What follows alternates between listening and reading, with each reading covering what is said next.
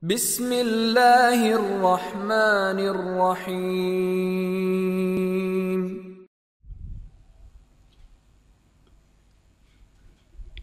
Bagaimana dengan orang yang terbiasa bersendawa dengan keras dan menguap dalam sholat? Apakah hal itu tidak disukai oleh manusia, juga tidak disukai oleh Allah? Nggak ada dalilnya. Untuk mengatakan sesuatu itu tidak disukai oleh Allah butuh dalil. Menguap termasuk perkara yang tidak disukai oleh Allah, maka Rasulullah SAW menyuruh pertama menahan menguap. Kalau tidak bisa ditahan maka ditutup. Nah, sekarang si imam itu kalau dia menguap ditutup nggak? Iya. Kemudian bersendawa, ya begitu. Saya belum menemukan hadis yang menyebutkan bahwa bersendawa itu tidak disukai oleh Allah. Ya, maka tidak boleh kita mengatakan itu tidak disukai oleh Allah, kecuali kalau ada dalil. Ya.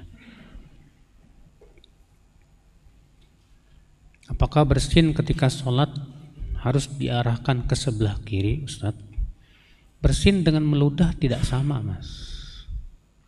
Bersin dengan meludah tidak sama. Maka tidak ada dalil yang mengatakan bahwa bersin harus ke sebelah kiri. Cukup kita menutup saja ketika bersin. Iya.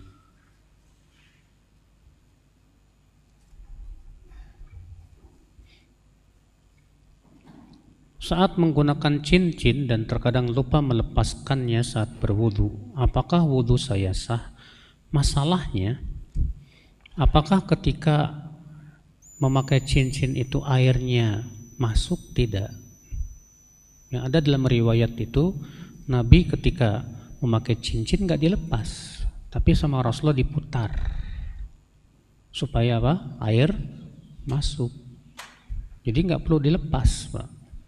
Nah, jadi pertanyaannya, ya saat antum lupa itu airnya masuk nggak? Kalau nggak masuk berarti nggak sah. Iya.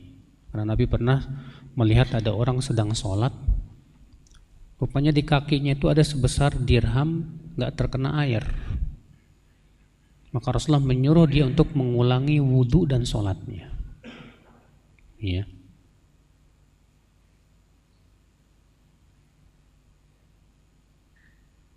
Ana driver online, apakah berlaku safar jika waktu sholat tiba? Masalahnya driver online ini antum safar enggak? Antum ke Bandung misalnya, ke mana? Sumedang misalnya. Kalau cuma dalam Jakarta kubek-kubek doang sih bukan safar itu namanya, Pak. Iya. Kalau antum ke Bandung ya betul safar. Maka berlaku pada antum hukum-hukum safar.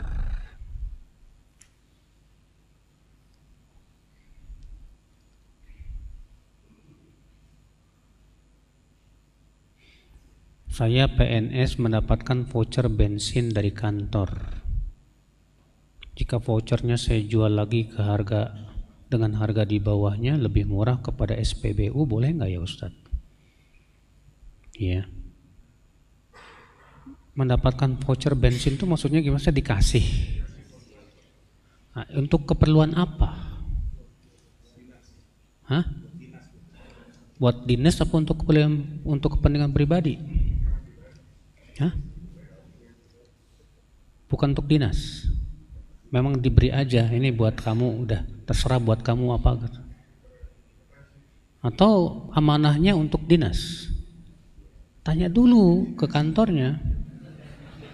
Kalau kata kantornya terserah buat ente, pokoknya itu pemberian aja, ente mau apain terserah. Kalau begitu boleh, nggak masalah, berarti sudah hak milik antum. Tapi kalau antum dikasih maksudnya untuk dinas, maka nggak boleh, harus sesuai dengan peruntukannya, Pak. Iya. Ada salah satu organisasi mengumpulkan donasi untuk orang sakit.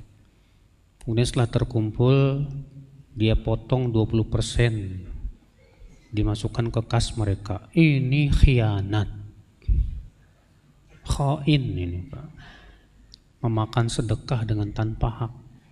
Dan ini kebiasaan di masyarakat kita seperti itu Pak, kebiasaan yang sangat buruk sekali. Iya.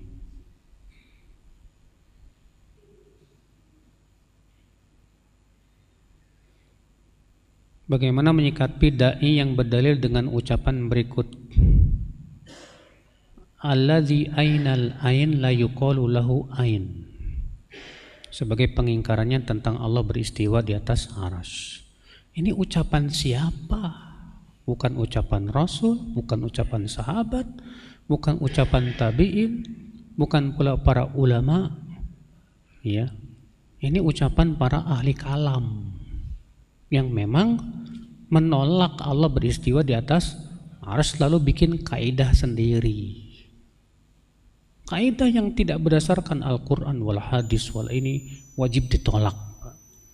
Iya.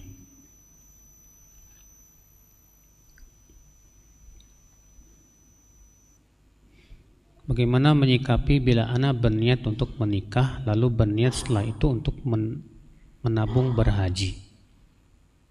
Selain itu Ustadz, ana berniat untuk menabung membeli rumah. Nikah, berhaji, beli rumah. Dan biaya pendidikan anak. Bagaimana langkah prioritas dan solusi agar dapat melaksanakan seluruh niat anak tersebut? Akhi, kalau antum khawatir jatuh kepada zina, lebih baik menikah dulu. Apalagi ini zaman fitnah. Iya. Karena menghindarkan kita dari maksiat itu hukumnya apa? Wajib. Dan jangan khawatir, karena menikah itu Pak membuka pintu rezeki. Allah berfirman, "Iyakunu fuqara yughnihimullah min fadlih." Jika mereka fakir, Allah kayakan mereka dengan karunia-Nya disebabkan nikah itu. Udah nikah aja dulu, ya. Insya Allah berkahi harta antum dengan pernikahan itu, dan Allah mudahkan setelahnya untuk berhaji, untuk beli rumah dan yang lainnya. Berapa banyak orang-orang yang waktu bujangannya mau beli apa-apa nggak bisa Pak, setelah nikah Allah bukakan pintu rezeki sana, alhamdulillah. Sekarang udah bisa punya rumah, sekarang bisa punya kendaraan dan yang lainnya. Alhamdulillah rezeki. Iya.